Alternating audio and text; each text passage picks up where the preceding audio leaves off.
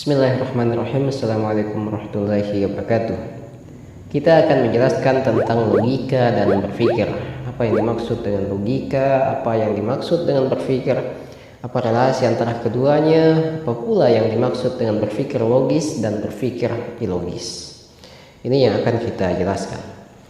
Secara sederhana, logika merupakan aturan berpikir benar. Artinya, walaupun setiap kita niscaya berpikir, namun tidaklah demikian bahwa setiap kita niscaya berpikir benar. Sebagian dari kita, bahkan mungkin sebagian besar dari kita, justru terjebak pada kesalahan-kesalahan berpikir yang akhirnya kita sampai pada sebuah konklusi yang ilogis, yang non objektif.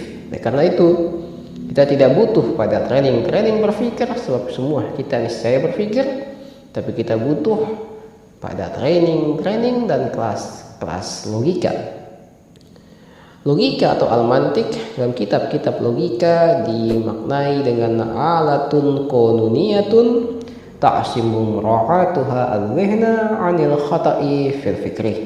Logika adalah alat atau berupa seperangkat aturan yang bila diikuti akan menghindarkan pikiran dari kesalahan berpikir. Kita akan lihat satu-satu terma yang ada dalam definisi di atas. Yang pertama adalah alat. Aristoteles menyebut kitab logikanya dengan organon, yang artinya alat. Dan itu merupakan penjelas bahwa logika merupakan ilmu alat. Ilmu yang dipahami untuk memahami ilmu yang lainnya. Itulah yang disebut dengan khadimul ulum atau pelayan ilmu-ilmu yang lain. Yang kedua, logika merupakan aturan, dan aturan apapun itu jika ia merupakan aturan yang baik, maka pastilah memiliki 3 syarat. Yang pertama universal, yang kedua dia bersifat badihi atau jelas, dan yang ketiga dia objektif sesuai dengan realitas. Yang pertama universal. Tentu saja logika tidak dibatasi oleh akal yang dimiliki oleh gender atau usia tertentu atau manusia pada ruang dan waktu tertentu. Logika merupakan aturan universal akal yang lintas zaman, lintas waktu, lintas tempat, lintas usia dan gender. Ia berlaku bagi semua akal. Jadi akal siapapun dan dimanapun itu, jika ingin sampai pada sebuah konklusi yang tepat dalam proses berpikirnya, maka mestilah mengikuti aturan-aturan logis, aturan-aturan berpikir. Yang kedua, aturan mestilah badihi atau jelas. Aturan-aturan tidak jelas akan melahirkan kesimpang siuran tafsir, kecuali tafsir itu bisa dikembalikan pada hal-hal yang badihi.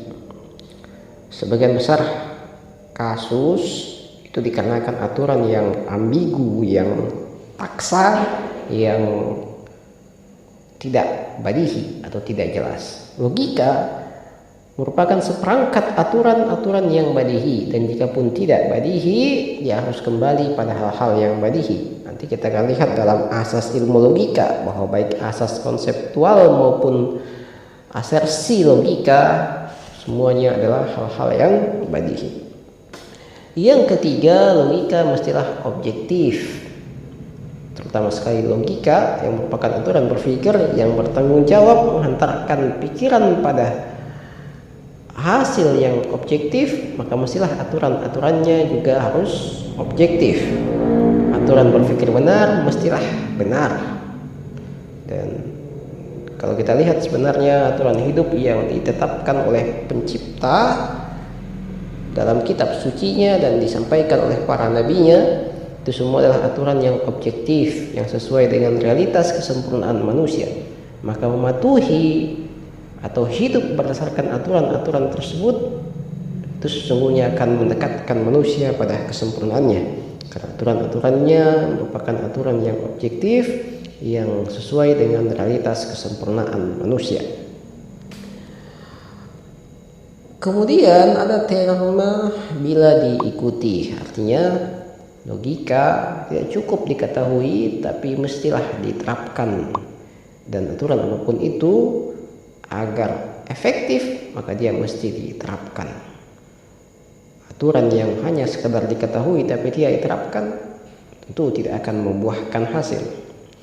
Kemudian ada kesalahan berpikir baik yang terjadi pada ranah forma maupun pada ranah materi, seperti yang telah dijelaskan pada pertemuan sebelumnya.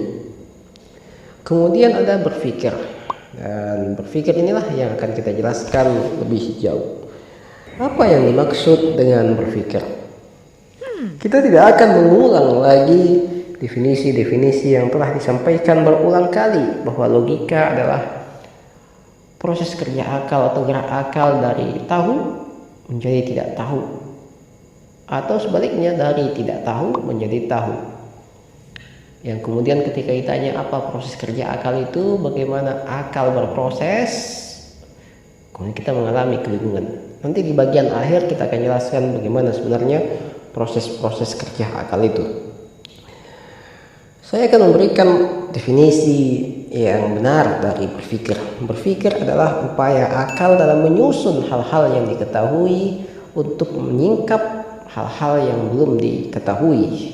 Jadi berpikir adalah upaya akal dalam menyusun maklumat atau hal-hal yang diketahui.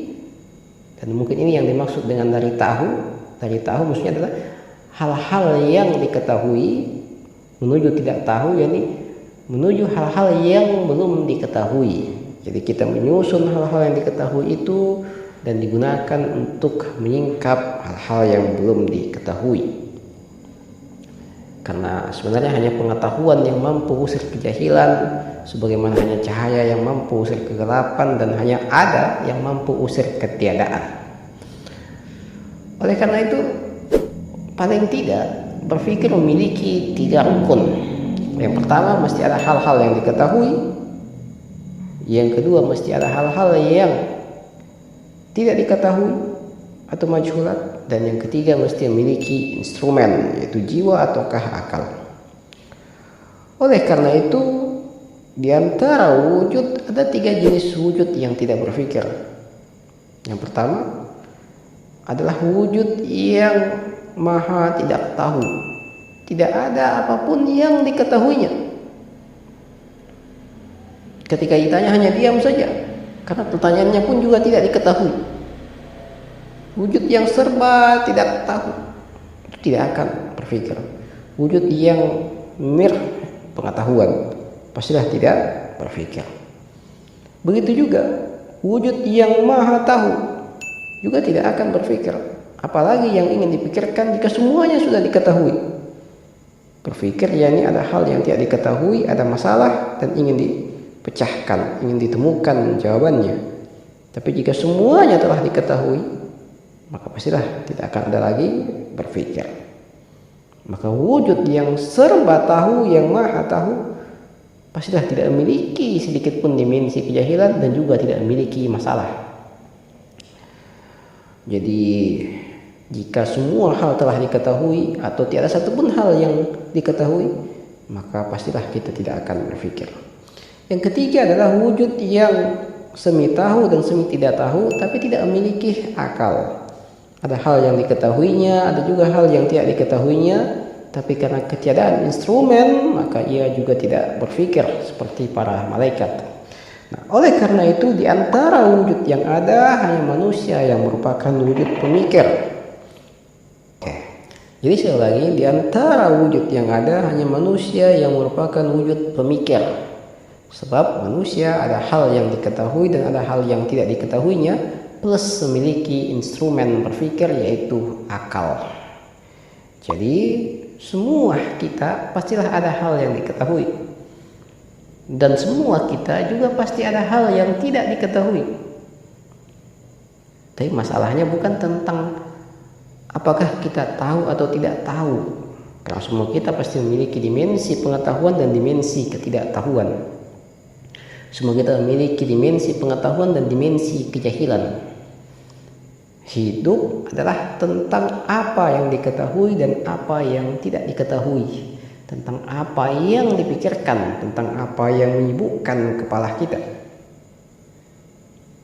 Jangan sampai kita mengetahui hal-hal yang semestinya dan tidak perlu untuk diketahui, ataukah kita tidak mengetahui hal-hal yang semestinya dan mendesak untuk diketahui. Dan teman-teman bisa tahu sendiri apa hal-hal yang semestinya tidak diketahui itu. Walaupun pada akhirnya justru itulah informasi tentang itulah yang memenuhi media sosial kita. Informasi-informasi tentang hal-hal yang jika tidak diketahui juga tidak mengapa. Mengetahuinya justru hanya menghabiskan kuota saja. Nah, kembali lagi, jadi berpikir adalah kekhususan manusia, hanya manusia yang berpikir.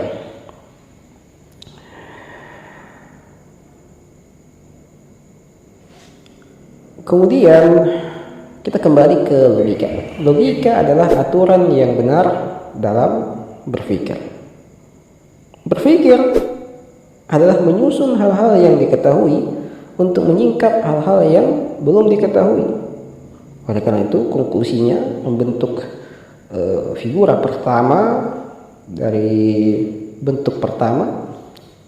Logika adalah aturan yang benar dalam menyusun hal-hal yang diketahui untuk menyingkap hal-hal yang belum diketahui. Saya ulangi lagi, premis minornya logika adalah aturan yang benar dalam berpikir. Mayornya berpikir adalah menyusun hal-hal yang diketahui untuk menyingkap hal-hal yang belum diketahui. Maka logika adalah aturan yang benar dalam menyusun hal-hal yang diketahui untuk menyingkap hal-hal yang belum diketahui. Maka tentu berpikir logis adalah menyusun hal-hal yang diketahui secara benar sesuai dengan kaidah berpikir. Secara benar ini sesuai dengan kaidah berpikir untuk menyingkap hal-hal yang belum diketahui. Jadi berpikir logis adalah seni berpikir, atau logika adalah seni berpikir logis. Kemudian kita masuk ke proses kerja akal. Tadi ada yang di awal didefinisikan bahwa berpikir merupakan proses kerja akal atau gerak akal. Nah, kita akan merinci bagaimana sebenarnya akal bekerja itu. Yang pertama, berhadapan dengan masalah atau hal yang tidak diketahui. Berpikir akan terjadi jika ada hal yang tidak diketahui. Jika kita berhadapan dengan masalah, artinya ada masalah yang kita permasalahkan. Sebab masalah yang tidak dipermasalahkan juga tidak akan dipikirkan, dan yang bukan masalah tapi dipermasalahkan niscaya dipikirkan. Maka perhatikanlah apa yang dipermasalahkan. Jangan sampai kita mempermasalahkan sesuatu yang semestinya tidak dipermasalahkan, ataukah kita tidak mempermasalahkan sesuatu yang semestinya dipermasalahkan. Sebab apa yang dipermasalahkan itulah yang dipikirkan, itulah yang akan memenuhi kepala kita. Maka perhatikanlah apa yang Anda permasalahkan. Itu gerak yang pertama. Akal berhadapan dengan masalah, berhadapan dengan hal yang tidak diketahui. Tadi saya katakan bahwa yang tidak memiliki masalah atau yang tidak mempermasalahkan apa-apa pastilah juga tidak berpikir. Tapi sebenarnya itulah masalahnya.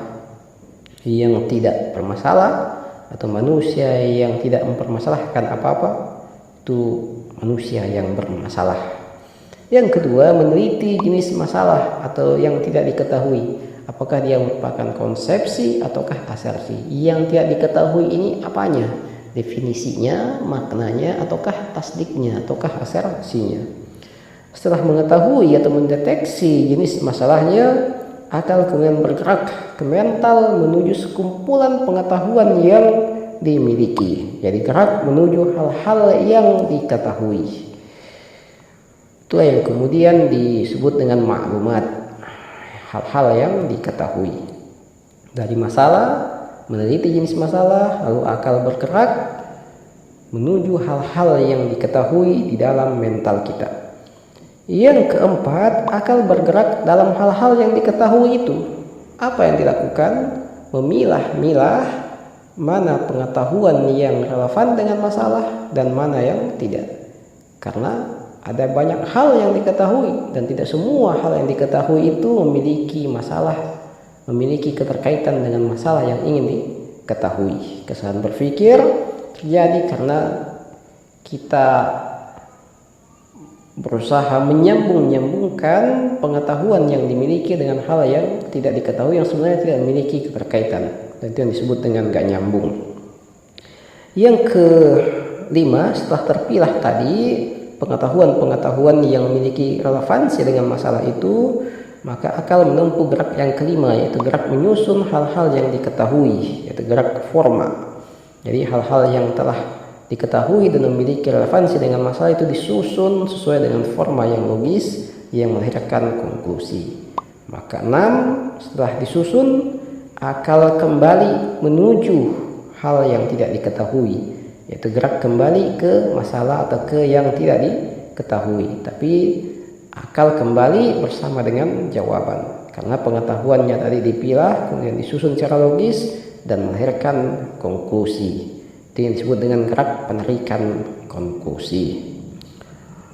Nah, oleh karena itu berpikir adalah gerak akal dari yang tidak diketahui, ini berhadapan dengan masalah, menuju hal-hal yang diketahui. Kumpulan pengetahuan yang ada di mental kita itu kemudian dipilah-pilah dan disusun, lalu kembali ke yang tidak diketahui bersama dengan hal-hal yang diketahui tadi. Maka yang tidak diketahui akan berubah menjadi diketahui dan bertambahlah pengetahuan.